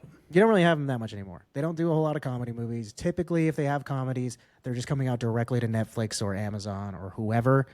And back in this day, you still had people taking chances on interesting indie comedies as well as putting money behind big blockbuster comedies. Both things were happening in 2010, which was a refreshing thing to see. List of some of the comedy movies that I felt like were noteworthy. Jackass 3D, coming back into that well. They were, going back into wrap up the story, it felt like, at the time. You also had Youth in Revolt, She's Out of My League, Hot Tub Time Machine, Date Night, MacGruber, Get Him to the Greek, Dinner for Schmucks, The Other Guys, Easy A, and Due Date. All among some comedies that came out that year. Yeah. Some really good ones. Classics. Some classics in there. Some not so good ones. But no. That was the thing. True. Studios were willing to take a chance on a comedy. Like you had Dinner for Schmucks. I hate that movie, but they cast actors who were expensive. They put a lot of time and effort into this movie because they thought it might, Steve Carell, he's popular. He's from Despicable Me. Let's put money into this comedy movie. And like I said, I don't really know where that goes anymore. I mean, you still will see once a year, there's like a John Cena comedy comes out or something like that. But I don't know. Yeah, they just kind of have sort of moved away from that. Well, hopefully we'll start getting more people who are starting to do things like that because they are just going straight to Netflix or whatever. Yeah. I think that they are giving more people leeway in that realm. Tom Segura just came out with a new show. It was like 6 episodes. Oh, that's cool. Yeah, you see a lot of people getting shows now. That's kind of cool. One last thing I do want to touch on in terms of the movies was that romance movies were still very popular in 2010 in a way that kind of has another thing that's sort of fallen off. You had a lot of based on a book sort of movies or things like that. Because in the year 2010, we had Dear John, Leap Year, Valentine's Day, The Last Song, Letter to Juliet, and Twilight Saga Eclipse. Well, that whole thing was going for a while. Yeah, my shirt is from the first Twilight. I don't have one from the third movie, unfortunately. But they were coming out. This one was from 2008, and the second one was 2009, and the third one was 2010. Like, I didn't remember them being that quick succession. I thought there was a couple years between the first and then them coming out with all of the rest. I feel like that happened later. I feel like they came out real quick, and then they started to progressively get longer, yeah. But, I don't know if it's just because we were in high school around this time, and so movies directed towards teen girls were much more on my radar because I had to go to them, or if it truly is that this was a more important genre back then than it is now. I think it was. I would agree that it was. There's a lot of really bad campy movies that come out nowadays, though. I think there's a lot less time and effort put into those movies for sure. Yeah, it kind of feels like the romantic movies have just sort of also become the comedies now. It's just like, well, we'll just double duty. Yeah, it'll be a romance comedy. That's all we need to worry about. Yeah, and I just feel like there's so much more of them now, or feel like Hallmark movies. The one that than these ones did, like some of the ones that you named off. Yeah, there's almost like a weird sense of people enjoy the not great quality of Hallmark movies. I mean, that's part of the charm of them is the fact that they are low budget. And so then when you're reveling in that, like you have that movie that came out last Christmas, Hot Frosty or whatever, and it was a Netflix movie, but it was made in the style of a Hallmark movie, and they're just like, it's that reveling in really, again, feeding shit to the swine. It's like you're giving people what they want, but like people don't really, unfortunately, most people don't know what they want until they see it. I think when you're told, like, oh, this, like Twinkies, for example, like everyone eats Twinkies. Are Twinkies actually that good, or are they just everywhere and they tell you they're good? Like you eat one, is it like, oh my god, the sweet, delicious treat? They're fine. It's not like they're that interesting or whatever. You go somewhere and like have a really nicely made piece of pie. It's infinitely better than a Twinkie. 100%. Yeah. But it's just what's there and what's available and what's quick and what's easy. And that's what's become more marketable. But it goes over to the point of we don't just do it because it's convenient for us, but then we start to allow it to influence our own identities and our own tastes, and then we go, no, I do like Twinkies. And it's like really just a blind taste test. If you wiped everyone's memory of everything and you gave them all the desserts in the world, no one's picking a Twinkie as their favorite. You know what I mean? No, it's true. Hey, if you disagree, go ahead and hit us in the comments. Let me know if. And you know what, Big Twinkie? Get on here. Defend yourself, man. All right. Well, if you were going to take one thing back from this year of our Lord 2010. Like just referring to it as that from now on. What would you bring back? I had not given this too much thought, to be honest. You know, I hadn't either, and I did kind of think about it earlier in terms of like, man, really none of this stuff is necessarily something that I like really love and couldn't live without. There are a couple things where I kind of feel like Repo Man, that's a good movie. I don't think enough people saw Repo Man. It's pretty worth checking out. You know, the sleigh bells, they were pretty cool and whatever, but rather than just saving something esoteric and strange, I guess I got to say something kind of important. I'm going to go ahead and make sure we keep the KFC Double Down sticking around, ladies and gentlemen. That's what we're holding on to. The most important piece of food technology to have come out at least the past 15 years. We know that. What are you going to save? I don't know. Man. I'm gonna say How to Train Your Dragon. I would rather keep that than anything else that came out this year. Not a great year. You can't tell that this wasn't great. I mean, if I could get rid of iPads, I would. Yeah, maybe that's what we start doing is what are you going to get rid of from this year? If it's a bad year, then we have to do that. Yeah. Instagram, I could take or leave Instagram. There's a lot of, you know what I mean? To be honest, leave the Double Down there. I don't really think I don't think you chose a good one either. I do think a lot of these things that have lasting impact, even Avatar, it's like they're gonna keep making these movies. They said there's gonna be like 5 more of those things. Everything that's had serious? Everything that's had a lasting impact was just like, oh, this made money for a stupid reason. The iPad, the Double Down, Avatar. So I'm gonna be as old as Ryan's grandpa was when we went to go see that movie when the last Avatar comes out. Nice. You can take some grandkids and smoke a doobie on the way in. Yep, I gotta keep the tradition rolling.